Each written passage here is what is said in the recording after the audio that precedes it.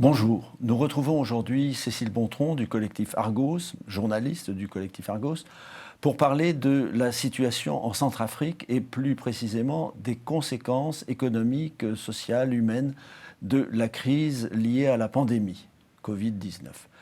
Avec les photos de Laurent Veil, également du collectif Argos, ils ont publié en effet un magnifique et très intéressant reportage dans le Figaro Magazine dont nous allons nous inspirer aujourd'hui pour notre discussion. Alors d'abord le cadre général de ce reportage, pour quelles raisons êtes-vous allé là-bas et quelle est globalement la situation en République centrafricaine ? Nous avons choisi d'aller en République centrafricaine parce que nous étions vraiment interrogés sur l'impact économique de la Covid-19. On voyait bien en fait que la crise sanitaire était très importante, mais l'impact économique touche des pays qui ne sont pas forcément touchés par la crise sanitaire. Ce qui nous touche chez nous touche tout le monde. Et donc on a voulu aller voir ce qui se passait en République centrafricaine de ce côté-là, spécialement après avoir interviewé plusieurs experts de la Banque mondiale qui nous disaient que 150 millions de personnes dans le monde étaient tombées dans l'extrême pauvreté en 2 ans à cause de l'impact économique de la crise sanitaire du Covid. Et en République centrafricaine, ils ont estimé que 140 000 personnes sur 2 ans étaient tombées dans l'extrême pauvreté. C'est une grande partie de la population dans un pays qui a déjà été, et qui est encore peut-être ravagé par la guerre, par des tas de conflits tout à fait. Surtout durs les uns que les autres. Il y a 4,5 je crois, millions de personnes en République centrafricaine, donc 140 000 c'est déjà beaucoup en plus. Oui. Alors comment avez-vous procédé ? Votre reportage, vous vous êtes pas limité à Bangui ? Non, nous avons voulu montrer l'impact général, global. Mais déjà, à Bangui, ce qui était intéressant, c'était que cette extrême pauvreté touchait des gens qui n'avaient pas du tout été identifiés par tous les organismes, parce que ce sont des urbains qui avaient accès plutôt au marché, etc., et qui pouvaient avoir des salaires. Sauf qu'avec la récession économique, beaucoup ont perdu leur travail et se sont retrouvés hors des mailles des protections sociales, parce qu'en urbain, plutôt correct, avec un salaire avant. Et le gouvernement fait quelque chose ? C'est compliqué. Peut faire quelque chose ? C'est compliqué. C'est compliqué parce que déjà, ils ne sont pas identifiés par les associations, alors par le gouvernement, c'est encore plus délicat. Les conflits armés qui larvent le pays depuis 10 ans ont fait 700 000 déplacés à l'intérieur du pays, on fait partir 700 000 personnes à l'extérieur du pays. C'est vraiment une crise sécuritaire très forte. Oui, c'est-à-dire que les réfugiés qui sont à l'intérieur du pays sont déjà pris en charge par le programme mondial. Voilà, par des organismes de l'ONU, par des ONG, par des associations. Oui. Ceux-là sont identifiés. Mais ceux dont il est question aujourd'hui, c'est ceux qui avaient un salaire, si petit soit-il, qui leur permettait de vivre, d'envoyer leurs enfants à l'école et qui subitement, du fait de la crise économique induite par la Covid, n'ont plus les moyens ni d'envoyer leurs enfants à l'école et souvent pas de se nourrir. Donc. Voilà, et qui n'ont pas d'aide. Alors on a un premier exemple, c'est dans le quartier 7 sur la rivière Ubangui. Donc expliquez-nous un peu de quoi il s'agit. Nous avons rencontré Jerry, qui est là dans l'eau de la rivière. Oui, c'est lui qui est dans l'eau. Voilà. Il est pêcheur ? Non, à la base, il n'était pas pêcheur. Il y a peu de temps encore, il était gardien de chantier. Il gagnait sa vie, il avait un salaire tous les mois. Et ses pas enfants un gros allaient salaire, à mais un l'école petit. Ses enfants allaient à l'école, il pouvait leur donner à manger 2 repas par jour. C'était pas incroyable, mais en tout cas, il se débrouillait. Combien d'enfants dans son foyer ? Et il en a 7, mais il en a 3 qui ne seront pas à lui. Oui, donc 7 et sa femme, ça fait qu'ils sont en tout 9. Voilà. C'est ça, avec un salaire. Voilà. Enfin, ils étaient dans cette situation et il a perdu son emploi. Et que fait-il dans l'eau, là ? Voilà, parce que le chantier a fermé. Oui. Tout s'est arrêté, le chantier a fermé, il a perdu son emploi. Et il fallait quand même pouvoir continuer à nourrir sa famille. Donc comme la rivière Ubangui est vraiment sur Bangui, qui sépare en fait la République centrafricaine et la République démocratique du Congo, il en profite chaque jour pour louer une pirogue, parce qu'il n'a pas de pirogue, il n'a rien qui lui appartient, une centaine de francs CFA. Il part toute la journée avec son fil et son hameçon, et il ramène du poisson quand il peut. Donc s'il en ramène beaucoup, il peut en revendre et payer la pirogue en échange. S'il n'en ramène pas assez, il demande au propriétaire de la pirogue de lui faire crédit. La solidarité fonctionne. Donc il est endetté. Il est endetté. Oui. Il est endetté. Oui. Ah oui. Et il est endetté et il ne peut pas nourrir sa famille. C'est ça. Et nous avons d'ailleurs une photo de famille de lui devant chez lui. Voilà. Voilà. Par exemple, un des jours où nous l'avons rencontré plusieurs jours évidemment, sur plusieurs semaines, il avait par exemple réussi à prendre un poisson et un petit peu de friture. Donc ça ne payait pas la barque, mais ça lui permettait d'offrir un repas à ses enfants. Oui, on a d'ailleurs la photo du repas. Ils sont en train de préparer. Voilà. Mais sa femme n'est plus là. Là, on est dans la cour. C'est une toute petite cour parce que ça reste quand même un quartier urbain. Et sa femme est partie parce qu'il n'arrive plus à s'occuper de sa famille. Et donc, elle est partie avec ses enfants à elle ? Non, elle est partie chez ses parents et c'est lui qui doit s'occuper de tous leurs enfants, donc de ses enfants, plus des enfants de son frère qui est décédé à cause du sida. Et de temps en temps, les enfants vont voir leur maman, mais enfin, c'est lui qui se retrouve à devoir tout assurer. C'est ce qu'on peut qualifier d'extrême précarité. Oui, lui, il est vraiment descendu dans une extrême pauvreté assez compliquée, mais il est vraiment très courageux et il continue à aller à la rivière, il continue à chercher du travail, il va finir par s'en sortir. Et vous pensez que ces conséquences de la Covid en République centrafricaine vont durer encore très longtemps ou comme ici, peut-être on sent que les choses vont s'améliorer? Où en est la vaccination là-bas? Je n'ai pas d'informations sur la vaccination là-bas. Je ne pense pas qu'elle soit réellement développée. Non, le problème, en fait, c'est l'impact de la récession mondiale. Donc, à partir du moment où l'économie mondiale ne reprend pas pleinement, les exportations, les importations, les investissements internationaux ne reviennent pas. Donc le chantier ne réouvrira pas et la construction aura encore du mal à se développer. Et c'est pareil pour les marchés, c'est pareil pour d'autres choses. Et le problème, m'expliquaient les experts de la Banque mondiale, c'est que quand on est tombé dans l'extrême pauvreté, qu'on avait par exemple une chèvre pour vendre du lait, qu'on avait un vélo pour aller au marché, on est obligé de vendre son vélo, on est obligé de vendre sa chèvre et on se retrouve avec plus aucune épargne en fait pour ensuite relancer une économie. Donc c'est compliqué à ce niveau-là. Et le gouvernement ne peut pas intervenir parce que de toute façon le gouvernement n'a pas de ressources non plus et ces ressources sont prises par le recrutement de mercenaires russes, l'achat d'armes, enfin d'autres problèmes graves. Et alors quelle est la nourriture de base pour sa famille et pour les autres familles qui sont dans cette situation? Alors ici, c'est le manioc. C'est vraiment le manioc qui a flambé aussi à cause du Covid, mais aussi à cause de problèmes climatiques, parce qu'ils sont aussi tributaires des dérèglements climatiques, donc des inondations, de toute une sorte de... Voilà, si la culture du manioc va mal, les prix flambent, et donc les gens se prennent encore ça de plein fouet. Donc là, aujourd'hui, Jerry avait réussi à acheter un peu de manioc qu'il avait mis de côté avec son poisson et ça leur fait un repas dans la journée. Ils ont, là, en fin d'après-midi, ils arrivent à avoir le ventre plein pour la soirée. Et ils n'ont qu'un repas par jour? Un repas par jour, c'est tout. Oui. Et le manioc n'est pas subventionné, le manioc, il l'achète au prix du marché. Lui n'a pas droit à des aides internationales, par exemple? Alors lui, il a eu droit à un petit peu d'aide internationale parce qu'en fait, le Programme alimentaire mondial, l'organisme de l'ONU qui a été prix Nobel, a identifié ces populations qui étaient tombées dans l'extrême pauvreté et a développé un programme urbain donc pour Bangui sur 3 mois, enfin sur à peu près 3 mois. Et donc Jerry a eu droit à des coupons alimentaires. Il a eu droit à une dizaine de coupons, je crois, de 2900 francs CFA chacun, pour pouvoir aller acheter un peu de manioc, un peu de savon, un peu d'huile. Mais ça pendant un certain temps, c'est très pas limité. Illimité. C'est très limité parce que le problème, c'est que les ressources ne sont pas infinies, pour eux comme pour le PAM, le Programme alimentaire mondial. Et donc débloquer des fonds supplémentaires à un moment donné où les bailleurs n'ont pas forcément plus d'argent, c'est extrêmement compliqué pour le PAM comme pour toutes les grosses ONG. Et comment le Programme alimentaire mondial fait-il pour repérer justement les personnes comme Jerry? Ils ont une nuée d'agents qui travaillent sur place. Comment ça se passe? Ils ont déjà des études, beaucoup d'études qui leur sont ramenées. Et donc, ils ont identifié qu'effectivement, il y avait une recrudescence de la pauvreté et que les courbes étaient extrêmement mauvaises. Et ils se sont aperçus que oui, effectivement, les populations étaient plutôt urbaines.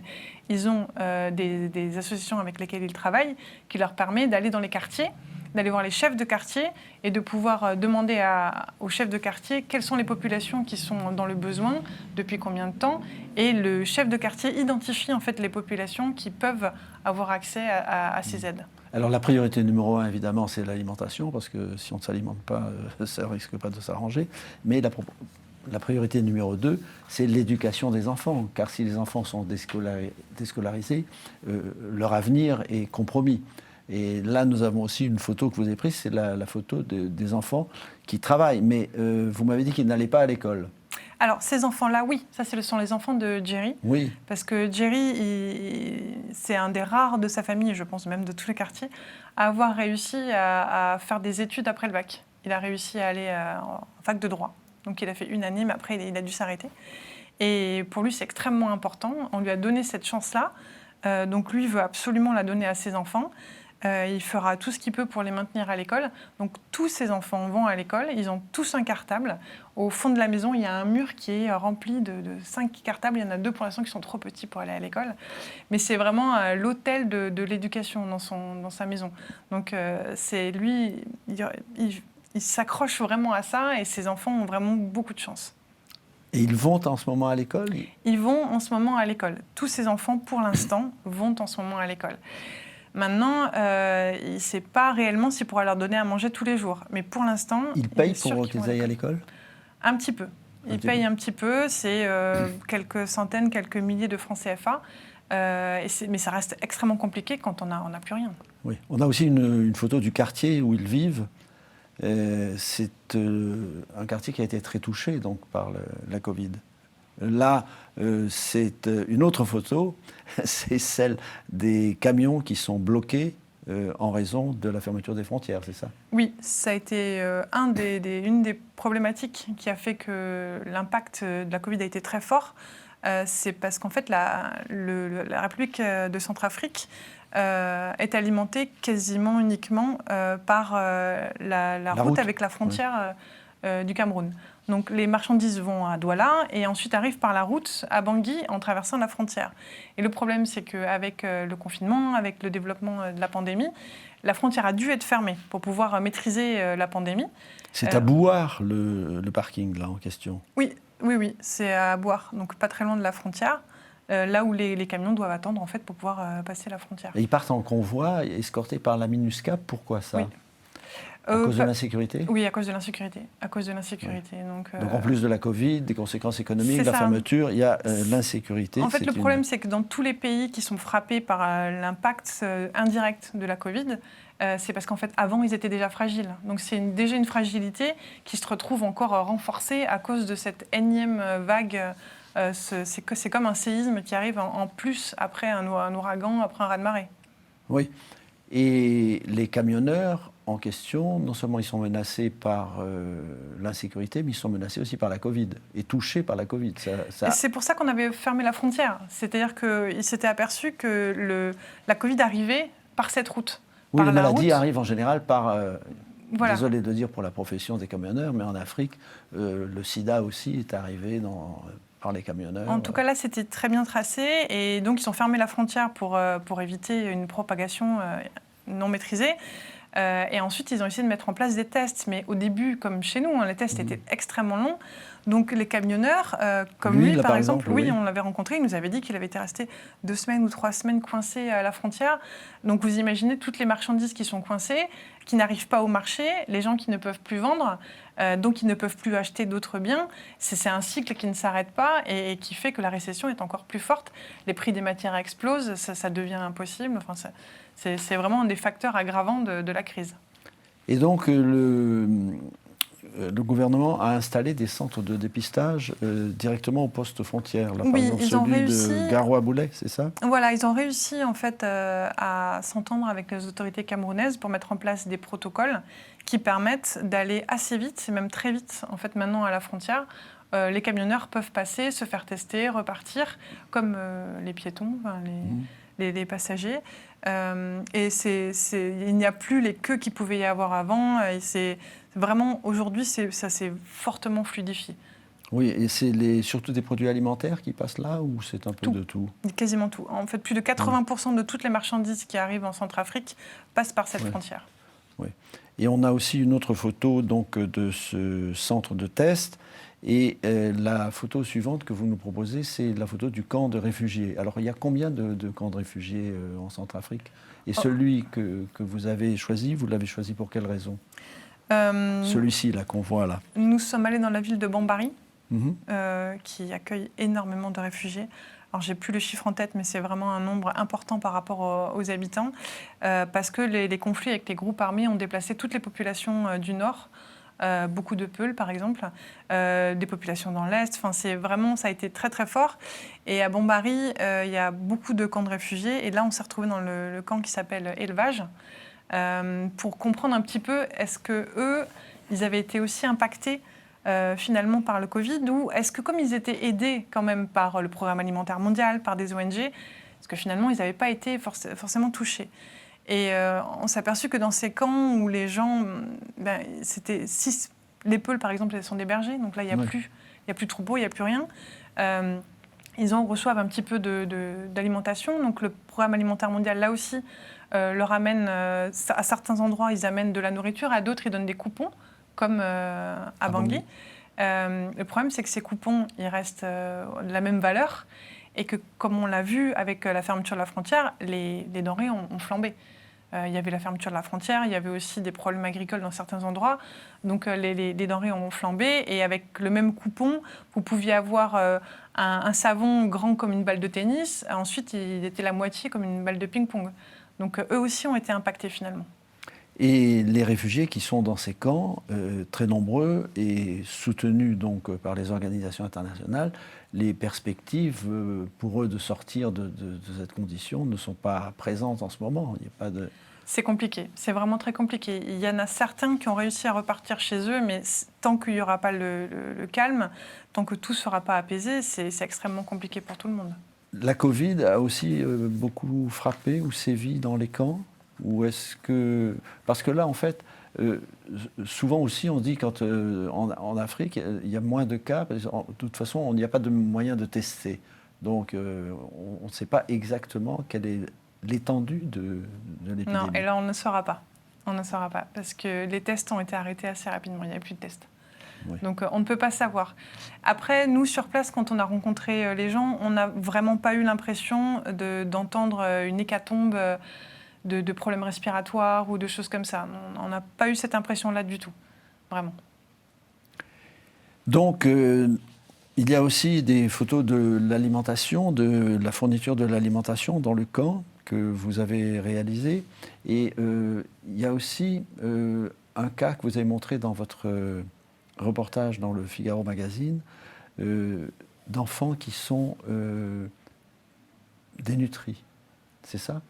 Oui, alors à Bambari, on est aussi allé dans l'hôpital qui est tenu par MSF. Alors ça, c'est pas tout à fait l'hôpital, c'est le dispensaire qu'il y a à l'intérieur du camp, où les ONG viennent directement pour proposer aux mamans de vérifier l'état de nutrition en fait, de leur enfant, de malnutrition de leur enfant. En mesurant le tour du bras, en pesant les enfants. Et alors c'est le cas de tous les enfants d'être dénutris ou c'est... Il y en a beaucoup. Il y en a beaucoup parce que les parents n'ont pas une possibilité d'avoir une activité économique vraiment développée. Il y a pas... C'est assez compliqué. Et au niveau de la malnutrition, elle est vraiment répandue. Parce que, par exemple, les enfants de Jerry, dont nous avons parlé au début, le père travaille, il les nourrit une fois par jour, mais est-ce que c'est suffisant pour garder leur poids normal ou est-ce qu'ils sont aussi menacés par la dénutrition? Ils sont aussi menacés. Un repas par jour, c'est quand même pas énorme. Et en plus, un repas par jour, c'est quand tout fonctionne. Quand il arrive à pêcher des poissons, quand il arrive à ramener ce qu'il faut pour pouvoir assurer le repas. Il y a des jours où il n'y a pas de repas. Oui. Le dispensaire que nous avons vu, là, donc il y a un contrôle du poids. Et ensuite, si le poids est insuffisant, que se passe-t-il? Si les délégués sur place observent en fait des cas de malnutrition qui deviennent sévères aigus, dans ce cas-là, ils les envoient à l'hôpital, où là, les équipes de l'hôpital et de MSF peuvent essayer de faire quelque chose pour ces enfants. Mais là aussi, en fait, eux aussi ont été touchés par la fermeture des frontières. C'est-à-dire que quand on y est allé, on leur a demandé si vraiment ils avaient été impactés. Donc déjà, ils avaient plus eu de cas, ils en avaient eu davantage. Et ils nous avaient dit qu'ils avaient vraiment eu très très peur parce que leur lait, les laits qu'ils donnent aux enfants, qui sont des laits assez spécifiques pour permettre aux enfants de reprendre du poids, viennent aussi par la frontière. En fait, ils viennent aussi de Douala. Et donc, à un moment donné, ils n'avaient plus de marchandises qui arrivaient, plus de lait. Et donc, ils se sont retrouvés, ils étaient extrêmement près de la rupture de stock. Ils ont eu vraiment très, très peur. C'est-à-dire que même des camions de l'ONU, d'organisations internationales, avec de l'alimentation pour des personnes dénutries, étaient arrêtés à la frontière. Tout était extrêmement compliqué et lent. Il y a quand même eu des choses qui sont passées, mais tout était beaucoup, beaucoup, beaucoup plus lent et c'était vraiment problématique. Oui. Dans l'article du Figaro, vous aviez montré une petite fille de 4 ans qui était dans cet hôpital dont vous venez de parler. Et vous m'avez dit, vous avez écrit dans cet article qu'elle était morte quelque temps plus tard. Mais elle est morte de faim ou elle est morte d'autre chose et on ne pouvait rien faire dans cet hôpital pour elle? Elle était vraiment très très affaiblie. Donc elle a été prise en charge par les équipes. Elle a eu les soins qui étaient nécessaires. Elle était nourrie avec ce lait spécifique, F75 je crois, vraiment qui est un lait enrichi, qui est vraiment très particulier. Mais le problème, c'est que ces enfants-là sont très fragiles à toutes les maladies, tous les microbes, toutes les bactéries qui peuvent être environnement. Et elle n'a pas pu survivre. Et la maman avait déjà perdu des enfants à cause de la malnutrition. La mortalité infantile, donc, a augmenté dans ces camps et en Centrafrique? Elle existe, oui, elle est forte. Je voudrais que aussi on parle du collectif Argos qui vous a envoyé faire tous ces reportages. On avait parlé également du Burkina Faso, là on a parlé de la République centrafricaine. Et pour le moment, il n'y a pas de solution à tous les problèmes qu'on a vus, puisque la pandémie continue dans ces pays, la malnutrition, la guerre. Mais quelles étaient les raisons profondes pour lesquelles vous êtes allé dans ces pays? Comment vous êtes-vous organisé? Comment fonctionne ce collectif? L'idée, en fait, c'est de pouvoir faire une sorte de rédaction un peu parallèle. Donc, pour pouvoir organiser des grands reportages et surtout prendre le temps de rester. C'est-à-dire, au lieu de rester 3 jours, nous, on reste 3 semaines.